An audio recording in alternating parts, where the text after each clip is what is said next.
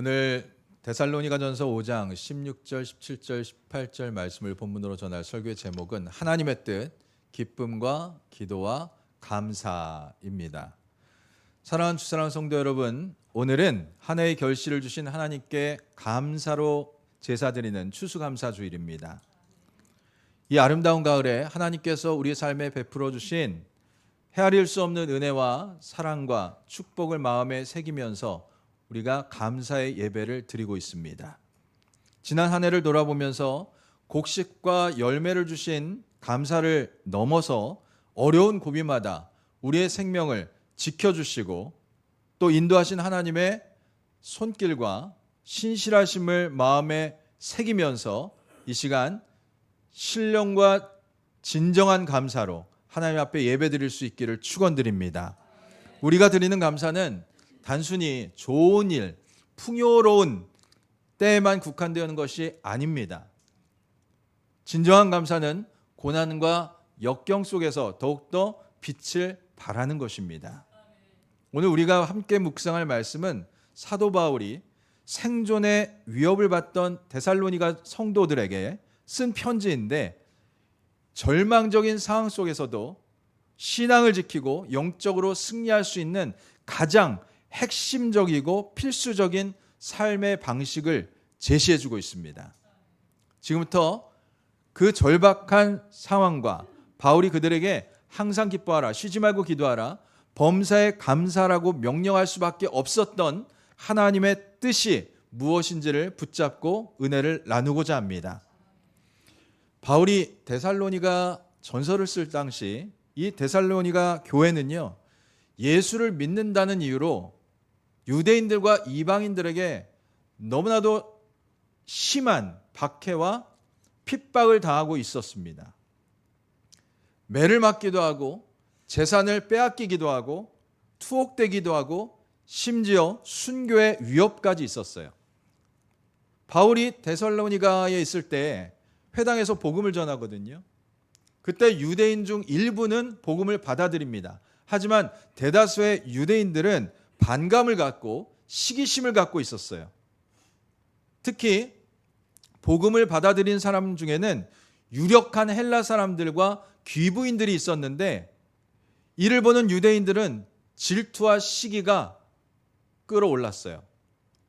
그래서 유대인들은 저작거리의 불량배들을 데려다가 그리스도인들을 때리고 그리스도인들이 모여 있다고 하면 가서 소동을 부리고 폭행을 일삼았어요.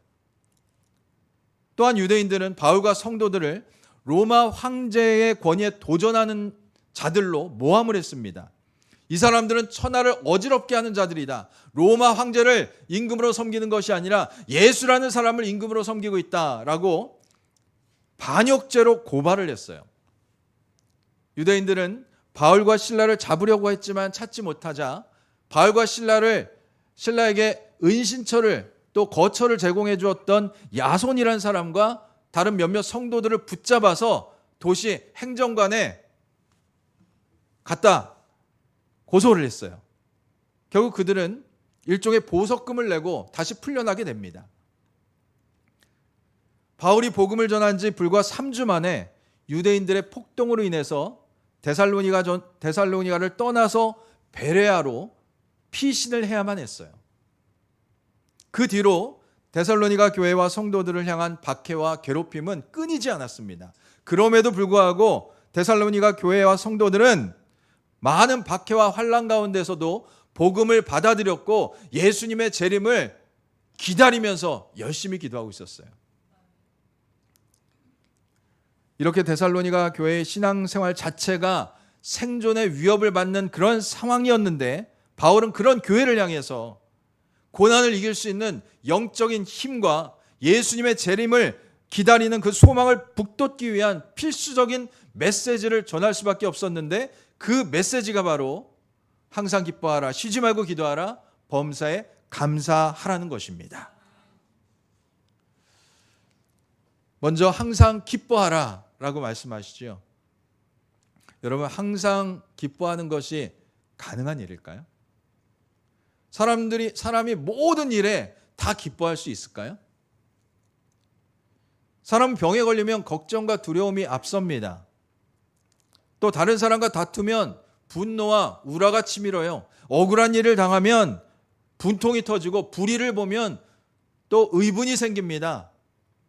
하루에도 기쁨뿐만 아니라 이렇게 짜증과 놀람과 걱정과 두려움, 온갖 감정이 우리를 사로잡게 돼요.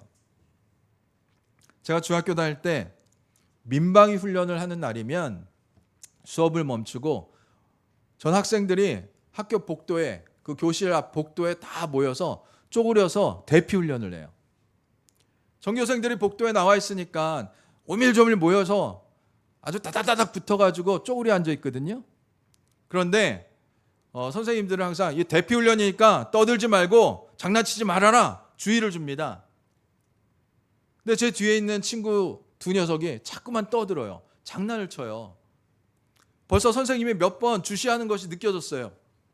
그래서 제가 고개를 딱 돌려서 야 조용히 해, 선생님 본다.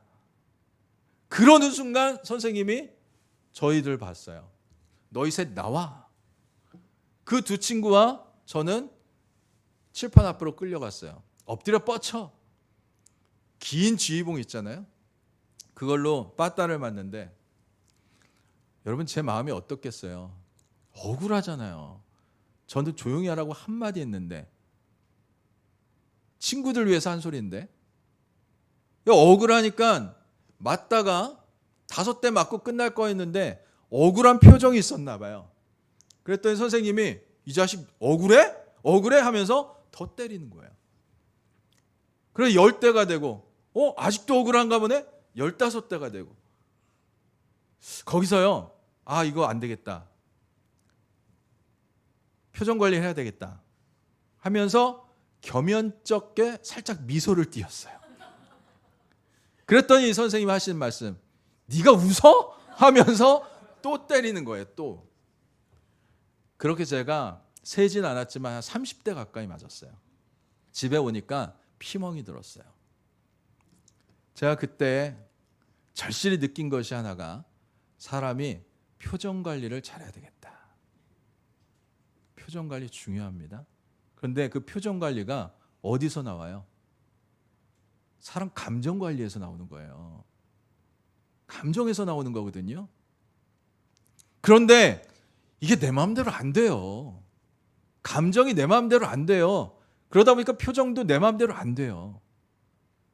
인간은 감정을 가진 존재이기 때문에 모든 순간에 기쁨의 감정만을 느낄 수가 없어요. 슬픔과 분노와 괴로움, 두려움은요, 삶의 고통과 불안, 불의에 대한 정상적인 반응이며 또 하나님이 주신 감정의 기능이기도 합니다. 오늘 본문에서 바울의 명령은요, 모든 상황에서 웃어라, 모든 고통과 슬픔 무시해라 라는 뜻이 아니에요.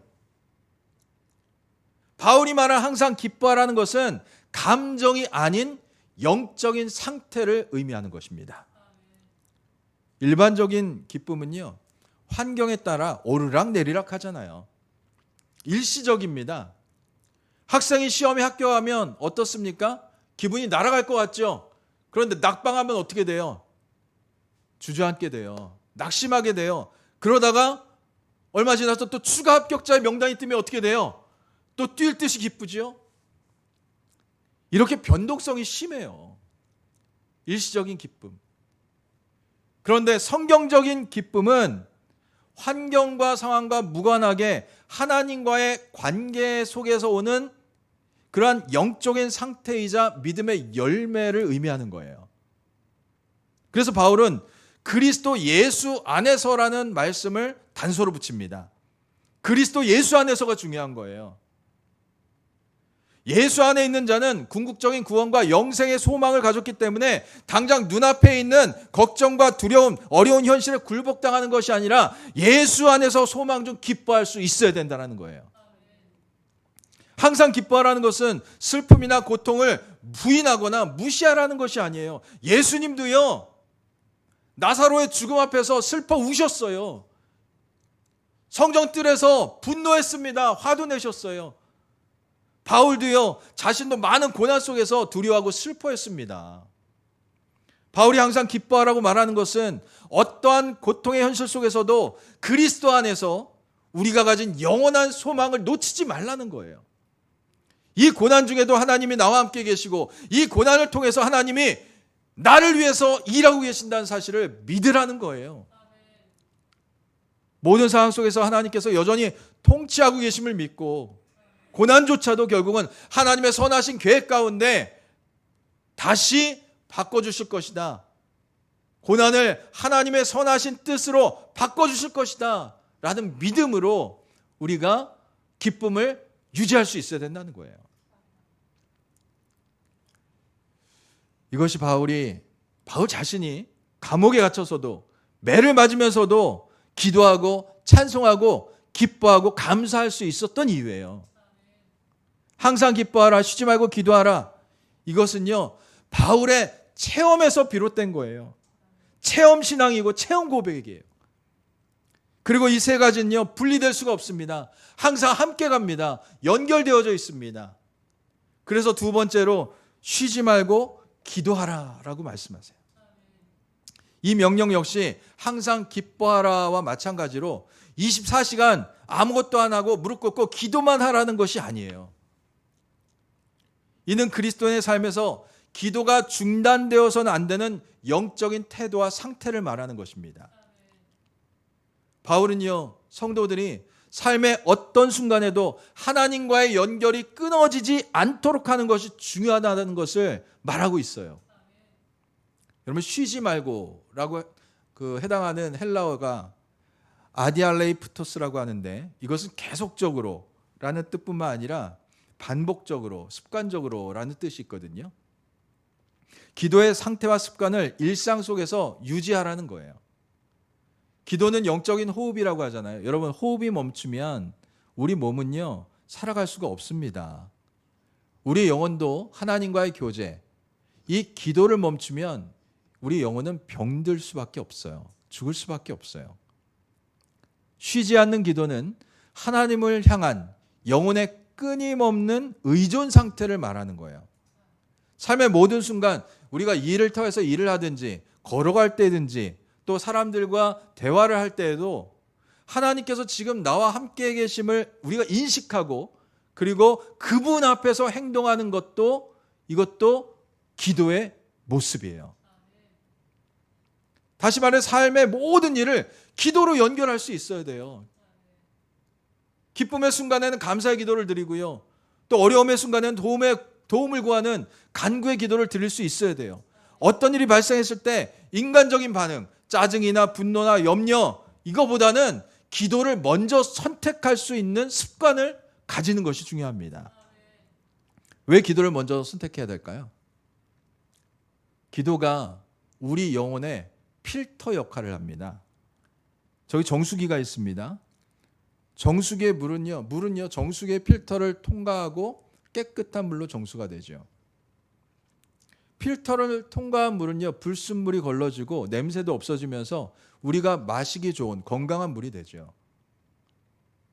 기도를 먼저 선택하는 것은요 우리가 단순히 종교적인 의무를 하는 것이 아니라 삶의 모든 오염된 감정과 불순물들을 기도라는 필터로 통과시켜서 우리의 영혼을 보호하고 회복시키는 역할을 하는 거예요.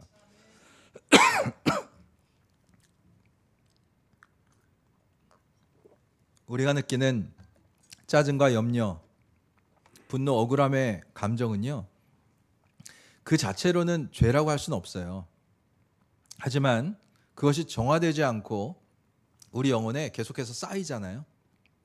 그러면 불순물이 되고요, 독소가 되고요, 우리 영혼을 오염시키고 부정적인 행동, 말다툼과 절망과 복수심으로 나타나게 됩니다.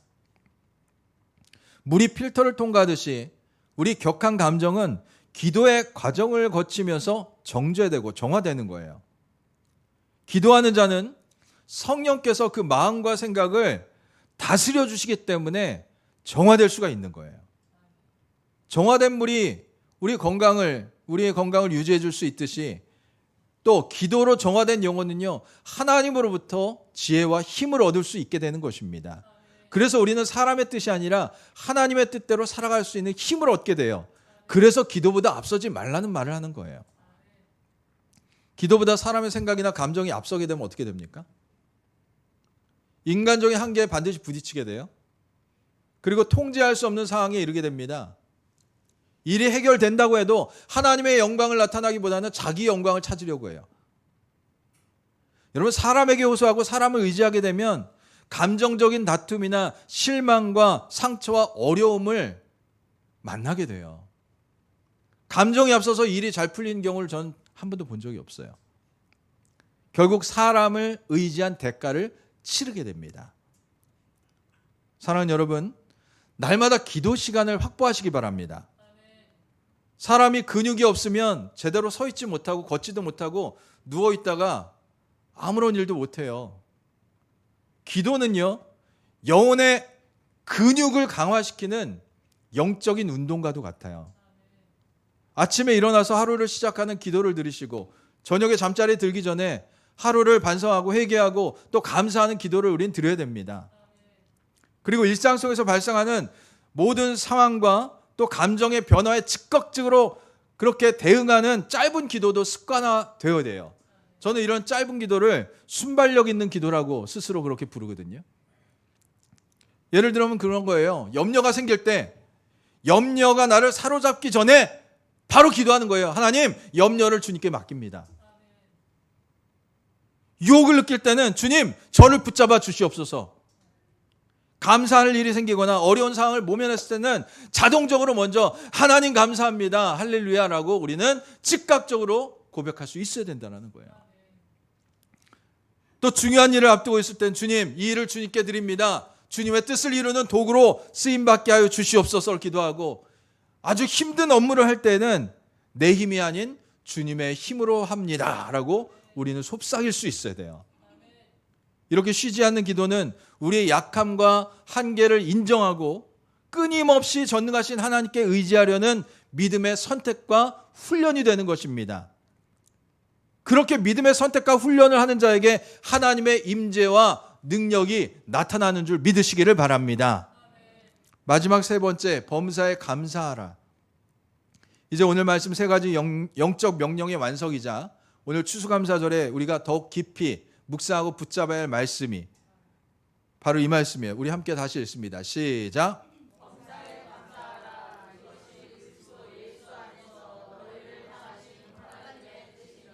아멘. 자, 앞서 우리는 항상 기뻐하라가 감정의 그런 웃음이 아니라 구원과 재림의 소망에서 오는 영적인 상태, 영적인 태도라는 것을 우리가 배웠고, 또 쉬지 말고 기도하라는 것은 인간적인 그런 감정, 염려와 분노를 하나님께 정화시키는 영혼의 필터라는 것을 우리가 살펴봤어요.